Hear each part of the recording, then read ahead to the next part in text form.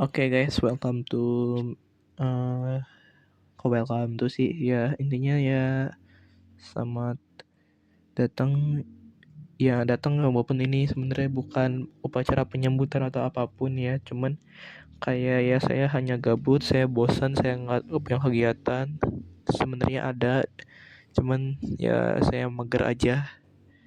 Ya karena saya mager dan gabut, saya mau ngebahas soal PPU aja ya. Ya jadi kita santai dulu.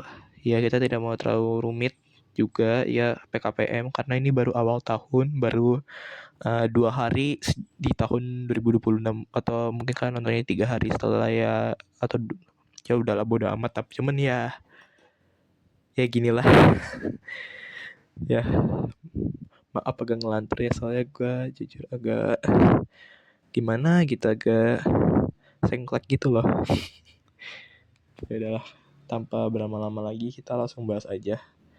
Jadi di sini, oh ya guys, FYI, ini gue bukan tutor, gue cuman pengen belajar bareng aja, karena kebetulan gue itu, uh, karena kebetulan gue gabut, ya jadi ini cuman cuman ya buat gabut aja nih video sebenarnya ya, bukan buat tutor apa-apa, enggak ya sorry, gue emang Matthew, cuman gue bukan MATLAB,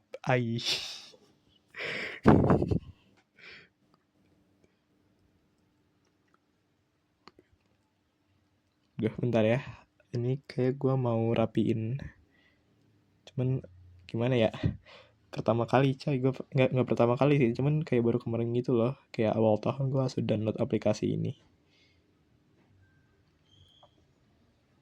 Kayak gue bahkan nggak tahu cara nge-crop gimana.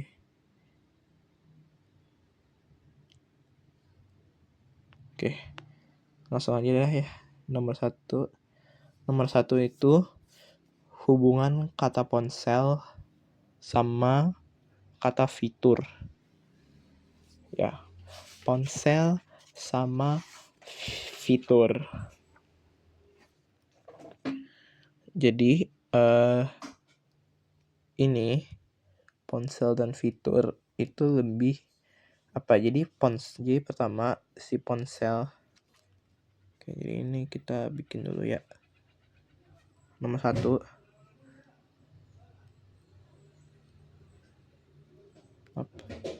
Kurang estetik. Maaf ya kalau jelek. Atau kenapa nggak pakai ini aja dah? Lah iya juga ya. Nah, enter text. Oke, jadi intinya nomor 1 itu ngebahas soal hubungan kata ponsel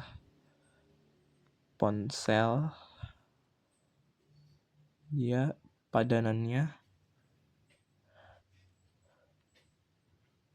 berarti kan sama fitur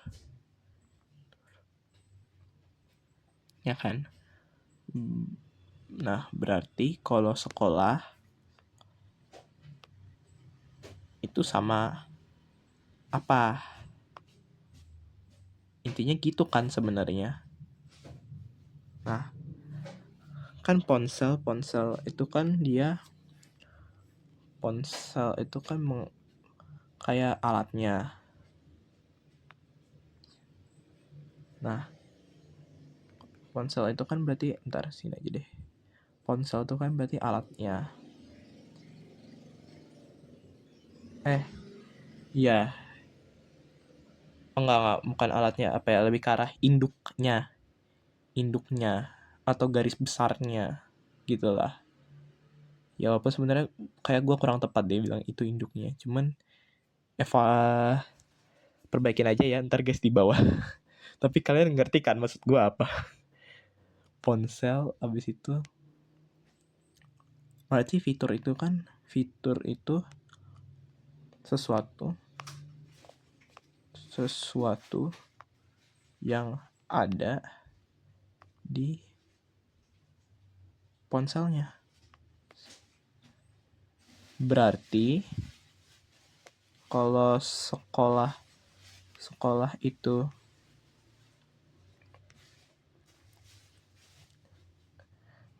sekolah itu berarti induknya, berarti anaknya Enggak. Tapi mau gitu sih ya, kira-kira gitulah. Kira-kira anaknya atau sesuatu yang ada di dalamnya itu apa gitu. Ya berarti fitur itu berarti bukan fitur. Jadi ini harus sama dengan sesuatu yang ada di sekolah. Lebih tepatnya dia apa ya? Kan ponsel fitur. Berarti dia itu lebih ke arah spasialnya. Ya kan ponsel kan ada fitur-fiturnya itu. Ya nggak sih?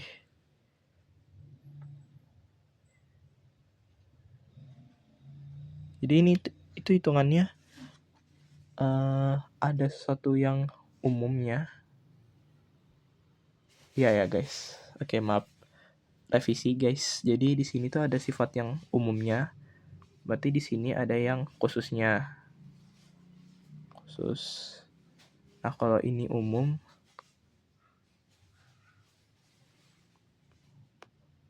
ini tuh berarti di sini harus ada sesuatu yang di dalamnya. Atau kalau bahasa simpelnya sesuatu yang ada di sekolah, atau bahasa simpel itu sifat yang khusus. Tapi dia masih di lingkup sekolah. Ya ini udah jelas gak sih jawabannya? Ya aku kasih kalian kesempatan buat mikir ya. Jadi di A itu, jadi mungkin kalian bisa mundurin videonya atau lihat di sini aja. Ya. Jadi aku kasih kalian kesempatan ya dari clue yang udah aku kasih. Jadi di situ ada, jadi itu kan ada pelajaran, ada buku, ada staff, ada kelas, ada jadwal. Jadi intinya hubungannya itu kita harus mencari mana yang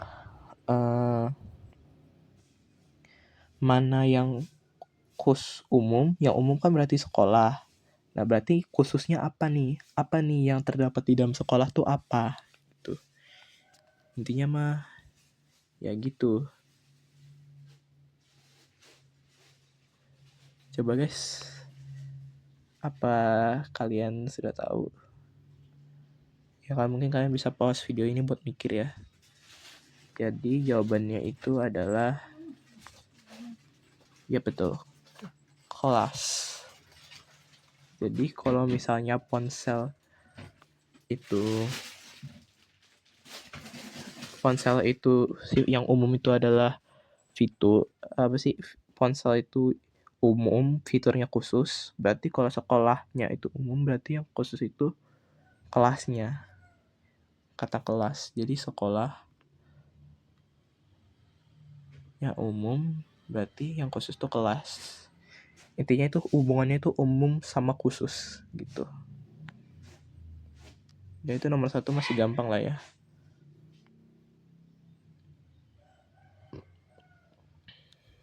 Oke.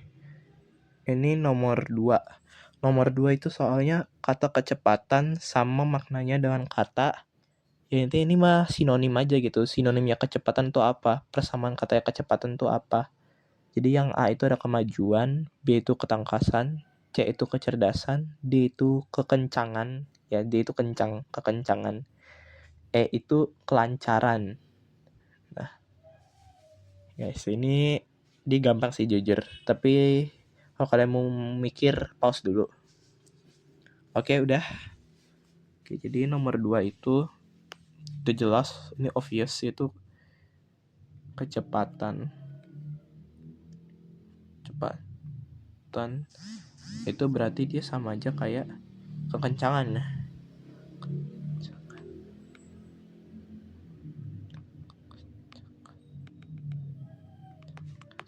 Misalnya nih, kalian kan naik motor gitu. Pasti orang-orang tuh kalau bilang, jangan kenceng-kenceng ya kalau naik motor, nanti kecelakaan gimana. Nah kayak gitu, kira-kira gitu sih. Jadi kayak, jangan kenceng-kenceng woi. Nah itu tuh artinya kenceng itu artinya cepet ya. Jadi kalau misalnya dibilang jangan kenceng-kenceng, berarti kalau naik motor tuh jangan cepet-cepet gitu.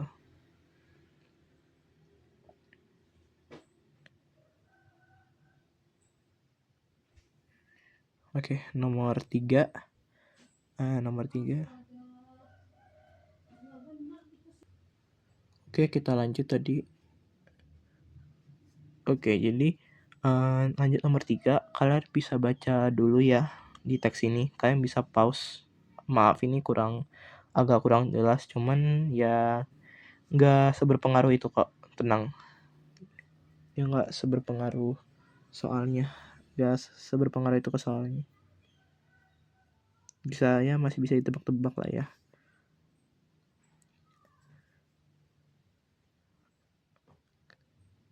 Oke, udah. Kalau udah, oke. Jadi, ini kan kata bacaan tersebut yang memiliki makna sebenarnya.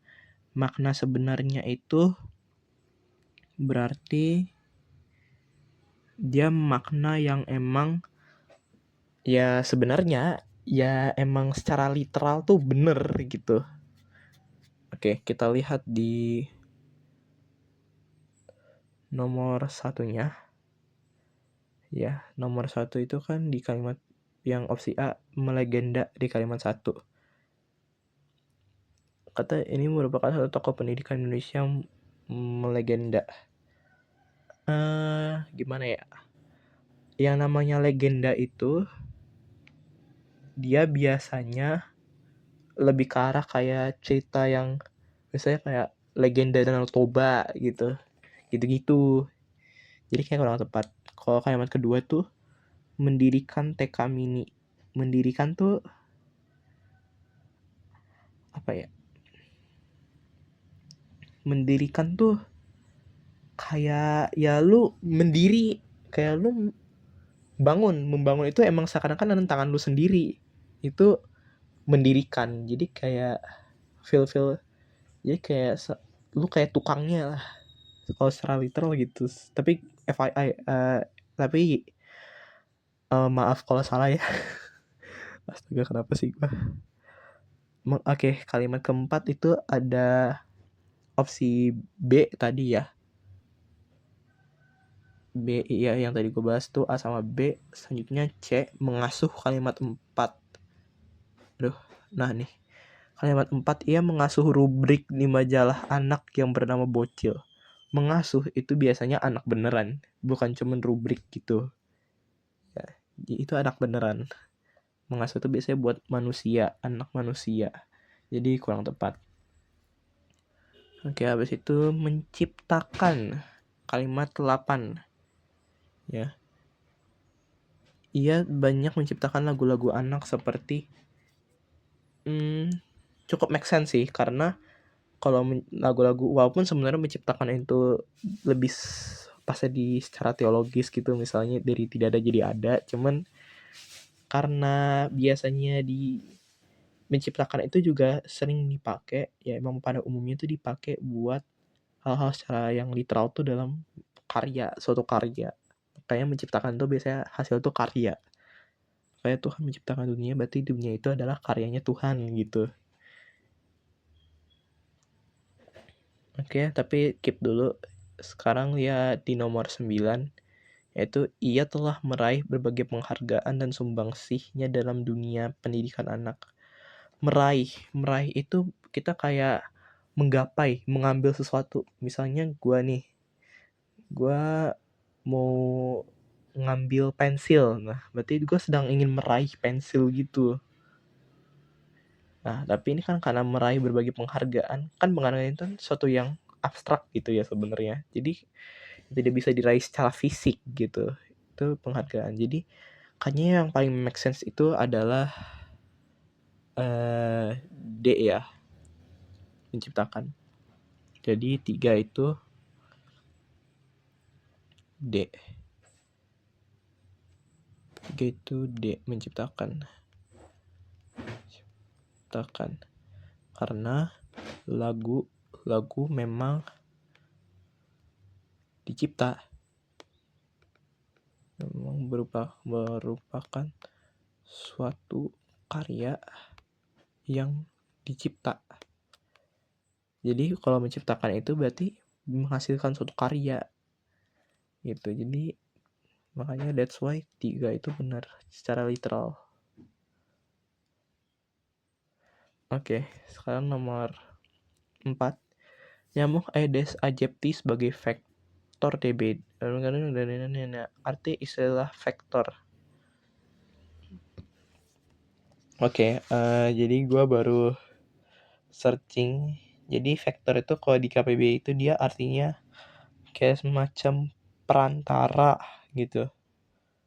Jadi kalau karena perantara berarti jawabannya E ya. Jadi 5 itu E karena vektor itu vektor artinya perantara penularan penyakit.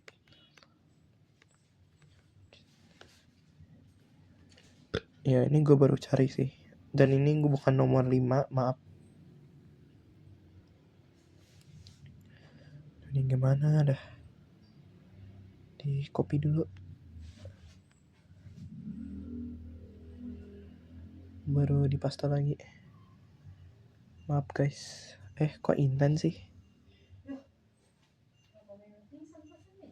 Oke guys, bentar dulu gue pause dulu. Oke guys, maaf tadi ada beberapa urusan ya. Jadi intinya, bentar. Cara copy gimana sih?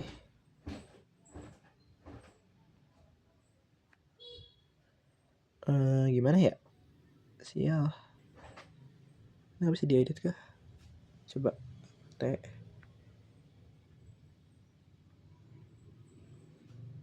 Kok Intan sih? Udahlah, nggak apa, ulang aja. Jadi dia nomor 4 itu adalah E karena itu karena vektor dalam KBBI artinya perantara penularan penyakit. Ini gue baru searching ya, jujur nih.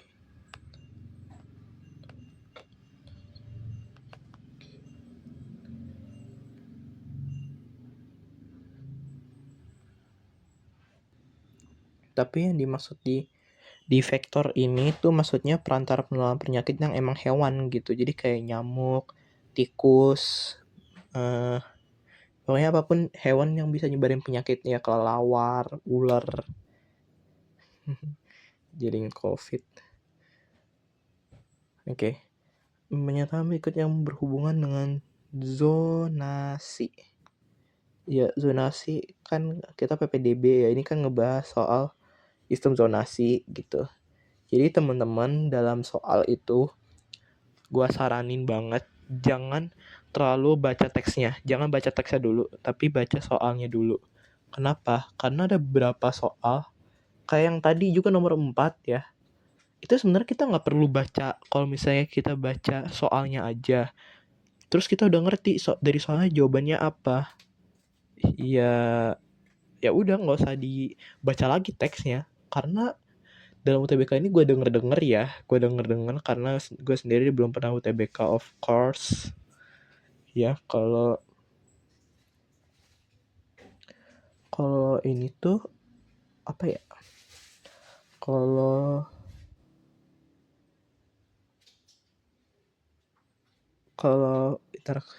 astaga lupa, maaf guys agak sengklek. Jadi kayak waktu kita ngerjain tuh kayak 1 menit gitu loh per soal. Jadi kayak jujur nih gue takut ya stres dikit lah ya. Oke, kembali ke soalnya ya. Jadi mana berhubungan dengan kata zonasi. Nah selama kita teman-teman tinggal pikiran aja yang mungkinnya pernah zonasi gitu. Jadi yang zonasi itu apa sih? Jadi kan di zonasi itu kan kayak ada pembagian prioritas 1, prioritas 2, prioritas 3. Jadi mana itu berdasarkan lokasi geografis yang membuat itu lebih dekat ke sekolah kan.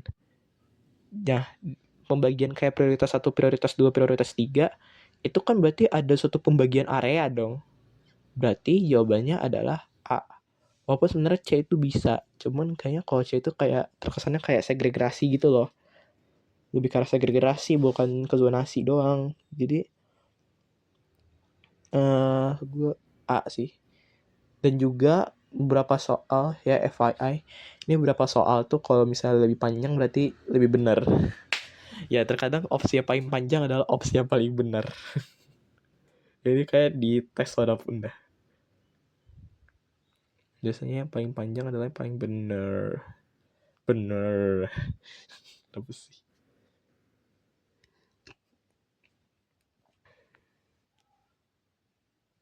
Oke, nomor 5. Dalam wacana di atas merupakan jenis hama penggerek. Ya guys, penggerek ya, gerek itu artinya apa sih? Ya ini juga kita tuh perlu apa sih? Perlu yang namanya baca-baca, sering-sering lihat KBBI dan EYD gitu. Karena sering ditanyakan gitu dalam soal-soal kayak gini. Guys harus, jadi apa yang dimaksud penggerek itu biasanya tuh based on KBBI gitu loh. Oke, jadi karena tadi tuh gue baru cek penggerek tuh artinya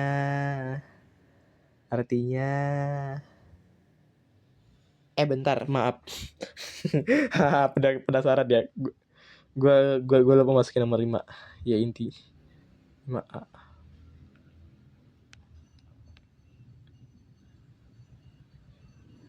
Maaf guys, gue lupa. Hehe.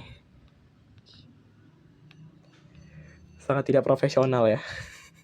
Sangat tidak profesional. Oke, lanjut. Jadi penggerek itu dia Oke, jadi waktu mikirnya udah selesai. Jadi sebenarnya tuh gua rasa ini tuh penggerak itu sebenarnya gua cari ke KBBI itu artinya adalah nih, penggerak itu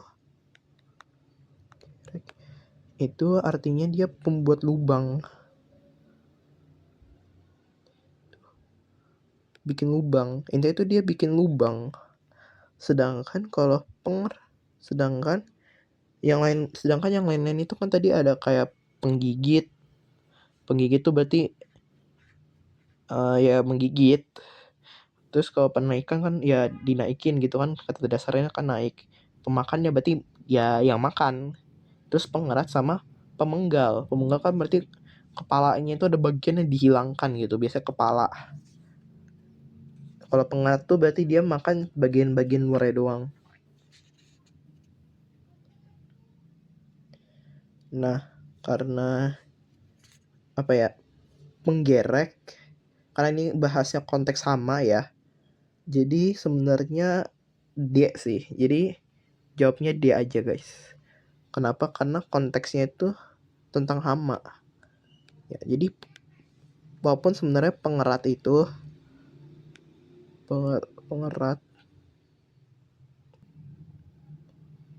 tuh dia lebih fokus ke mengikis. Dia lebih kalau mengikis. Berarti mengikis itu kan berarti bagian luarnya kan yang kena. Kalau penggerek itu berarti dia ngebuat lubang, jadi di tengah-tengahnya tuh. Tapi walaupun begitu keduanya berfokus pada hama. Ya, karena konteks dalam teksnya itu adalah hama. Jadi ya fokusnya hama gitu.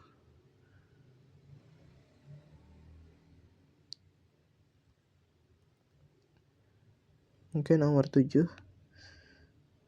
Transformasi kalimat inti pernyataan mengemukakan mas. Kecuali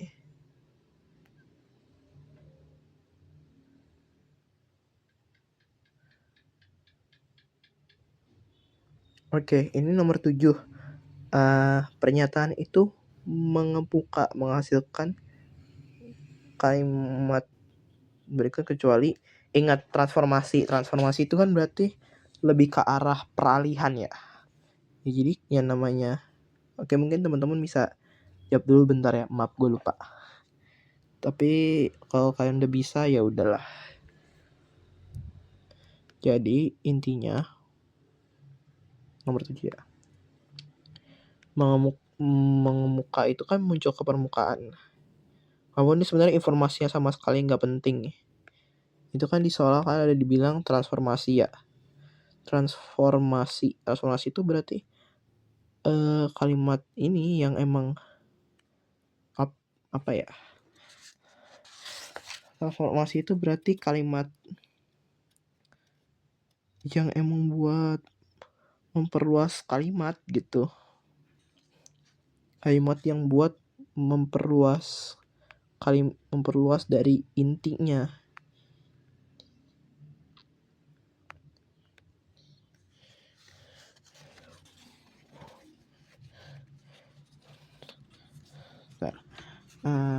Yes, ya ini perluasan.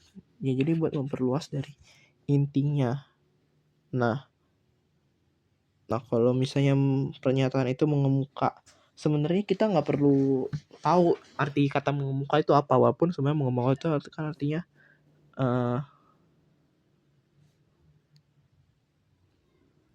kayak udah mengemuka gitu.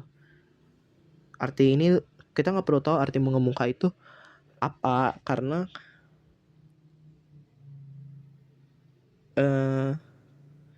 apa sih? Karena mengemuka memang artinya kayak muncul ke permukaan gitu kan. Cuman memang kita nggak perlu tahu karena kita itu lebih fokus ke kalimat ini tuh sebagai apa gitu. Oke. Jadi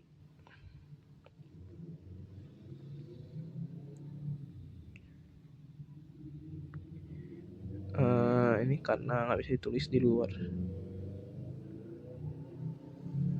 Oke, jadi transformasi kalimat ini mengemuka ya. Mengemuka. Oke, yang kedua, pernyataan ini mengemuka. Berarti ini mengemuka kan sebagai penyambungnya kan. Sebagai penyambung buat expand kan. Karena mengemuka itu sebagai suatu hal yang mengexpand. Jadi yes itu transformasi. Terus pernyataan kontroversial presiden mengemuka. Nah ini juga mengemukanya sebagai transformasi juga. Terus itu karena wartawan terus memancing, akhirnya pernyataan garis cantik tentang pernikahan itu mengemuka. Ya, ini mengemuka juga transformasi. Pada kenyataannya pernyataan ini terus mengemuka. Ya, ini juga transformasi. Nah, yang ini akhirnya pernyataan yang mengemuka dalam rapat ini. Nah, pernyataan yang mengemuka ini tuh ada bukan sebagai transformasi tapi sebagai ya emang subjek yang dibahas gitu. Jadi itu tuh sebagai subjek yang dibahas, bukan sebagai apa sih? Ya Allah.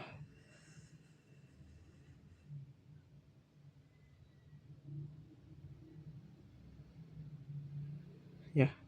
Intinya dia tuh mengemuka tapi bukan sebagai suatu transformasi gitu, tapi lebih ke arah emang subjek yang dibahas itu mengemuka gitu.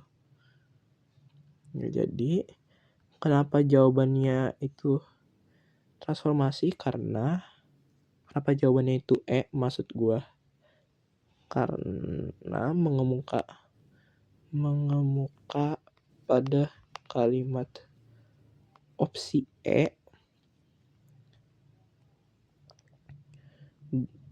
mengemuka pada kalimat opsi si ada sebagai subjek. Ya, adanya dia sebagai subjek, bukan transformasi.